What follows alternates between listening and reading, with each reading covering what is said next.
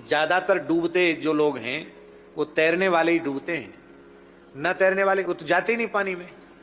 जिनको तैरना नहीं आता वो तो पानी में जाएंगे ही नहीं, तो क्यों डूबेंगे। डूबते वही हैं प्रायः जिनको तैरने का ज्यादा शौक होता है, वही हो कूद गए, लंगोटा कस लिया, कूद गए नदी में, फिर घबरा गए तो फिर हाल खराब। अब तो हम थोड़ा बचते हैं, नहीं तो महाराज भयंकर श्री गंगा जी चढ़ी हुई थी और 1 महीने की कथा हो रही थी शुकताल में। इनमें से कोई नहीं था, उनमें था कोई उस समय का साक्षी है कोई। और हम लोग सवेरे सवेरे घूमने गए, अपने राम, गोरीलाल कुंज वाले महाराज जी और गोलोक धाम वाले महाराज जी, पूज्य श्री स्वामी गोपाल शरण देवाचार्य जी महाराज। तो गोरेलाल जी वाले भी जल के प्रेमी हैं और गोपाल शरण देवाचार्य जी महाराज गोलोक धाम वाले महाराज जी भी जल के प्रेमी हैं, पर विशेष प्रेमी अपने राम है। वो गंगा जी का जल और बाढ़ की गंगा जी, आप थे योगेंद्र जी? नहीं थे, नहीं थे। 2010 की बात है कि 16 की बात है। तो महाराज जी क्या हुआ कि पुल से छू रही थी गंगा जी और हम पुल से ही कूद गए, गंगा जी में कूद गए, छलांग लगा दी।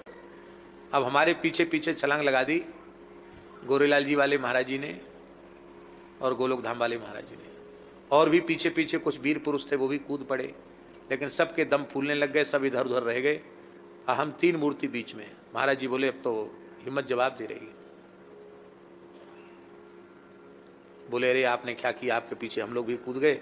गोलोक धाम वाले महाराज बोले तो गंगा जी का तो कोई पारावारी नहीं, कोई किनारा नहीं दिख रहा है।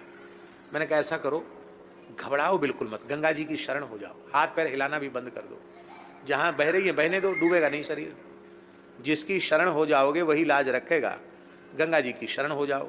आप तैरना बंद कर दो तो नहीं डूबोगे, घबराहट में व्यक्ति डूबता है। तैरना बंद कर दो, निश्चेष्ट हो जाओ, डूबोगे नहीं, चाहे जितना गहरा पानी हो। तो गंगा जी के सहारे बहते बहते कम से कम 2-2.5 किलोमीटर हम लोग बहे, फिर नक्षत्र वाटिका में जाकर बड़ी कठिनाई से निकले और हल्ला मच गया कि कथावाचक व्यास जी बह गए गंगा जी। और इसके बाद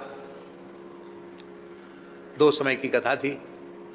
हम तो एकदम शरीर थक के चूर हो गया था, लेकिन तुरंत तिलक स्वरूप किए और व्यास पीठ पर बैठकर कथा कहने लगे।